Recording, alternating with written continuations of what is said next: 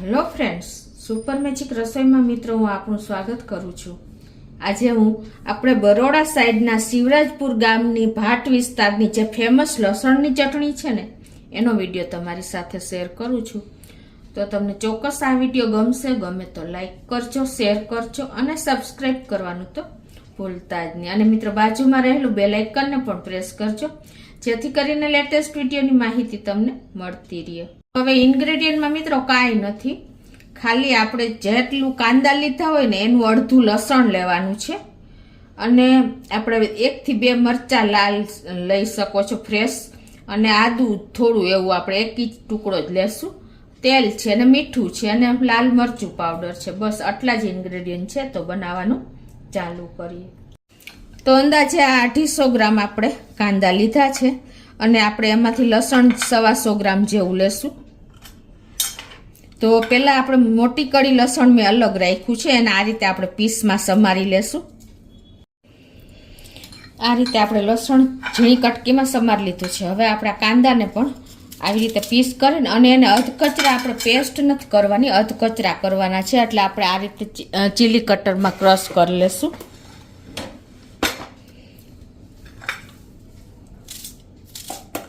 Piece કરીને અને નાખીને બધા કટ કરી લેશું। તો આ રીતે આપણે એને ક્રશ કરી લેશું। તો આ રીતે જો આપણે કાંદાને પણ ક્રશ કરી લીધા છે। હવે આપણે મરચાંને પીસ કરી લેશું અને લસણને પણ અધકચરું જ આપણે રોચવાનું છે। આપણે ખલમાં એટલે ખાયણીમાં પણ તમે કરી શકો છો અને આ રીતે મિક્સર જારમાં તમે પલ્સ મોડ ઉપર એટલે કે ચાલુ બંધ કરીને તમે કરશો ને તો પણ અધકચરું તૈયાર થઈ જશે। તો એમાં આપણે આ લસણ 125 ગ્રામ જેટલું લીધું છે ને એમાંથી આટલી કટકી કરીને આટલું આમાં નાખ્યું છે અને એમાં આપણે આમાં આદુ બહુ નથી હોતું, થોડુંક જ હોય છે। 1 ઇંચ આદુનો ટુકડો આપણે પણ આમાં નાખી દેશું એટલે આરે જ ક્રશ થઈ જાય। અને 2 આ લાલ મરચાં મેં લીધા છે, તમે તમારા ટેસ્ટ એકોર્ડિંગ મરચાંમાં વધઘટ કરી શકો છો। આ રીતે આપણે આમાં જ નાખી દેશું। હવે આપણે પલ્સ મોડ ઉપર ફેરવી લેશું અધકચરી। તો આ રીતે જો આપણે એને અધકચરી તૈયાર કરી લીધી છે। આપણે આ ચટણીને વઘારવાની છે, તો એના માટે આપણે ગેસ ઓન કરીને અને ગેસની ફ્લેમ મીડિયમ રાખશું અને આમાં થોડુંક તેલ ચડિયાતું હોય છે એટલે આપણે 4 ટેબલ સ્પૂન જેવું તેલ મૂકી દેશું। તો આપણું તેલ ગરમ થઈ ગયું છે।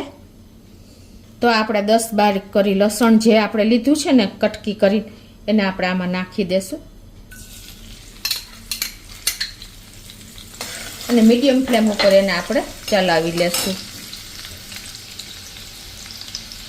હવે આરે જે આપણે અધકચરું લસણ ને મરચાં ને આદુ પીસું છે ને એને પણ નાખી દેશું અને એને આપણે મિક્સ કરી લેશું। મિત્રો આ ચટણી ટેસ્ટી એટલી થાય છે ને કે તમે ત્યાં બરોડાવાળા લોકો શિવરાજપુરના ભાટમાં છેક લેવા દોડે છે, એટલે એની ફેમસ ત્યાંની છે। તમે આંગળા ચાટતા રહી જાઓ ને એટલી ટેસ્ટી થાય છે।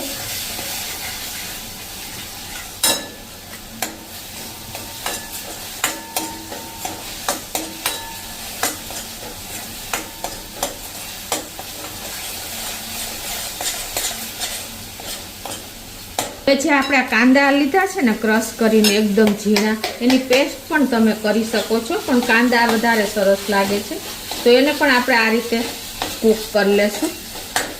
તમે પહેલાં તેલમાં કાંદા નાખવા હોય તો પહેલાં પણ નાખી શકો છો, પણ આ રીતે આપણે એને તેલ છૂટું પડે ને ત્યાં સુધી કૂક કરવાના છે।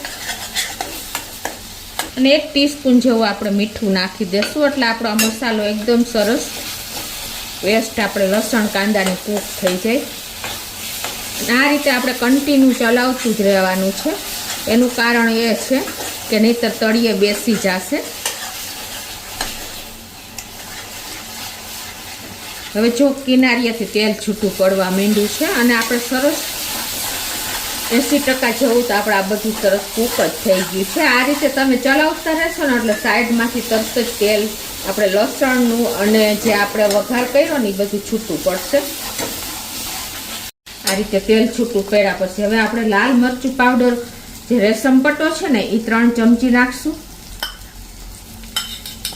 આના વગર તો આપણું લસણવાળી ચટણી અધૂરી જ છે. અને 1 ચમચી આપણે કાશ્મીરી લાલ મરચું નાખશું.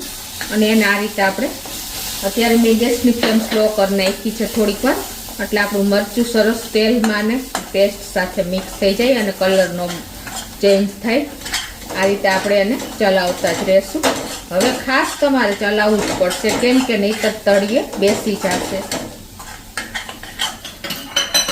આ રીતે જો તમે ચલાવશો ને તો એકદમ સરસ તેલ છૂટું પડતું જશે. અને તમને જરૂર લાગે તો તમારે થોડુંક તેલ વધારે નાખી દેવાનું. ટૂંકમાં તેલથી લથ વધતી હોય છે.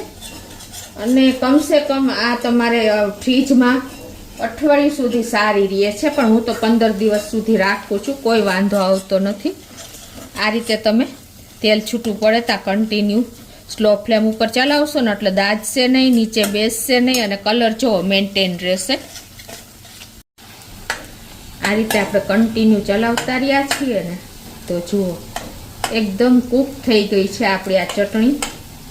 પેસ્ટ પણ જો તેલ છૂટું પડી ગયું છે, અને એકદમ કૂક થાય ને તો જ તેલ છૂટું પડે. અને હવે આ રીતે કન્ટિન્યુ આપણે સ્લો ફ્લેમ ઉપર ચલાવતા જ રહ્યા છીએ. હવે આપણે આમાં પાણી નાખવાનું છે થોડુંક, એટલે એકદમ સરસ કૂક થઈ જાય. કૂક તો થઈ જ ગઈ છે, પણ એ જે સ્પેશિયલ ત્યાંની ફેમસ ચટણી છે ને એ આ રીતે જ બને છે. તો હવે આપણે 1 કપ જેવું પાણી નાખી દઈશું. અને અત્યારે ગેસની ફ્લેમ ફૂલ કરી નાખવાની. પાણી નાખો ને ત્યારે ખાસ આ નોટ કરજો. અને હવે આને આપણે જુઓ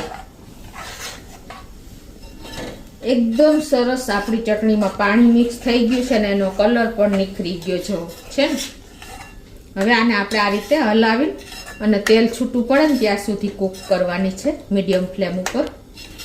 જો આવી રીતે આપણે કન્ટિન્યુ ચલાવતા રહ્યા છીએ અને ઉપર આવી રીતે બબલ્સ આવી જાય ને ત્યાં સુધી આપણે ચલાવવાનું છે. જુઓ છે ને, તમને ખ્યાલ આવે કેવો કલર આવ્યો અને બબલ્સ પણ આવી ગયા છે, એટલે કે છાંટા ઉડે છે.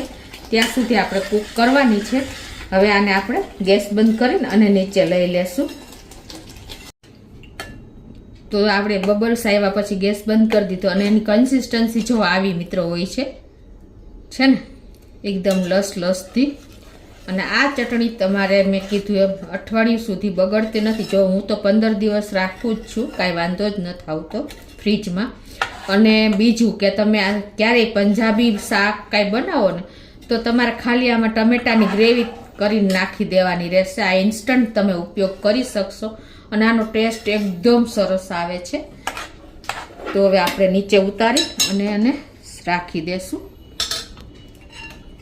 તો આ ચટણી મિત્રો તમે જો ભાખરી, રોટલા, રોટલી સાઈડ તરીકે તમે લઈ શકો છો ને એટલી મજા આવે છે રોટલા સાથે. જુવારનો રોટલો, મકાઈનો રોટલો, બાજરાનો રોટલો, અને તમારે શાકની પણ જરૂર નહીં પડે. એટલી ટેસ્ટી જો આપણી ચટણી તૈયાર થઈ છે.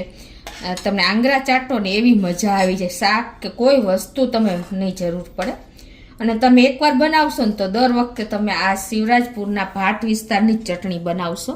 તો તમારે ત્યાં ક્યારેય આપણે જે ફેમસ છે આપણે સૌરાષ્ટ્રમાં ક્યારેય આ ટાઈપની ચટણી બનતી નથી. તમે ચોક્કસ એક વખત આ રીતે ટ્રાય કરજો અને મને કોમેન્ટ બોક્સમાં જણાવજો કે તમને આ ચટણીનો વિડીયો કેવો લાગ્યો. મિત્રો ગમે તો લાઈક કરજો, શેર કરજો અને સબસ્ક્રાઈબ કરવાનું તો ભૂલતા જ નહીં.